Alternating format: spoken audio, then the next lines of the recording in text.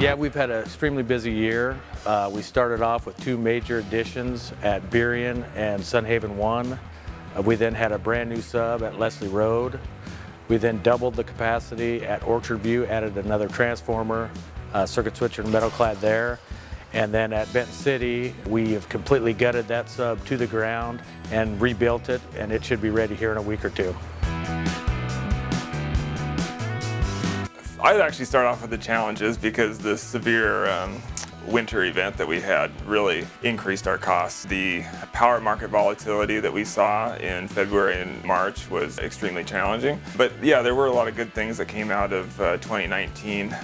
One of the best things that came out of it was our staff has been able to utilize Tableau and really gained a lot of experience there. And so we've been able to utilize a lot of data that we get from the Energy Authority to better understand the power market volatility on prices. Other things are the Clean Energy Transformation Act. You know, it could have been a lot worse for us because it started out in a pretty dismal place, but we were able to integrate the Energy Independence Act with that legislation, and also it counted all of hydro and nuclear as part of the standard, which we didn't see in the Energy Independence Act. So that was a big win for us.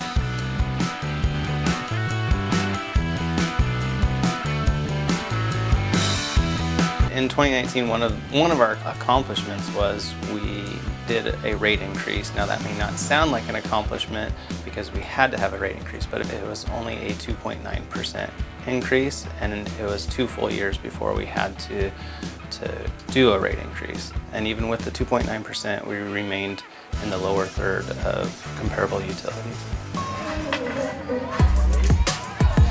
We've been really involved in the community. We actually do a couple things. We go to job fairs to talk to people who are currently looking for jobs, and then we go to career fairs at the schools to talk to kids about future careers and future jobs. Some that focus on people with disabilities, some that focus on veterans who are returning to the workforce, and some just people who are looking for a new job or a better job.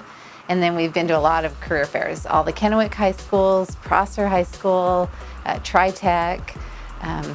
Those have been pretty exciting, able to reach a lot of kids and talk about what they want to do with their future. Riverfest was fun, and that was an opportunity to get to meet just members of the community that weren't looking for jobs, that we just actually got to talk about Benton PUD and what we do. And that's always exciting because it's a way to get our name out there without actually talking about any one particular specific job.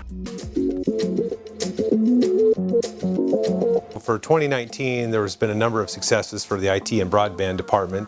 And the IT, one of our biggest ones, was a Microsoft Office implementation where we implemented multi-factor authentication.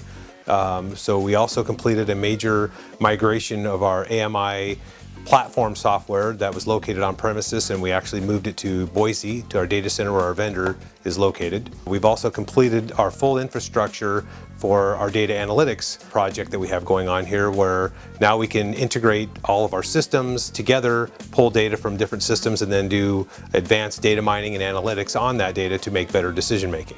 We completed a major cybersecurity assessment last year at the end of 2018, and this year we've been implementing a lot of the changes. We've got most of the recommendations, I should say. We have made great progress against those recommendations to ensure a broader cybersecurity platform and focus. One thing we've done this year is we've procured a tape backup system, which will help us take our data. We already copy our data multiple times, but this time we'll actually take it to a tape drive system, which will be completely isolated. So in the case we get like a ransomware virus that tries to come in and lock all of our files, we'll actually have a totally isolated copy of our data that will be located on tape and not accessible by any hacking attempts. So that's a project we're going to be doing mostly in 2020, but we started that project in 2019. We completed the installation of a second fiber path between Kennewick and Prosser. So now we have 2 redundant paths that go from Kennewick to Prosser. So now if one goes down, we can still communicate over the other one, and this allows us to transmit our data back and forth between our data centers.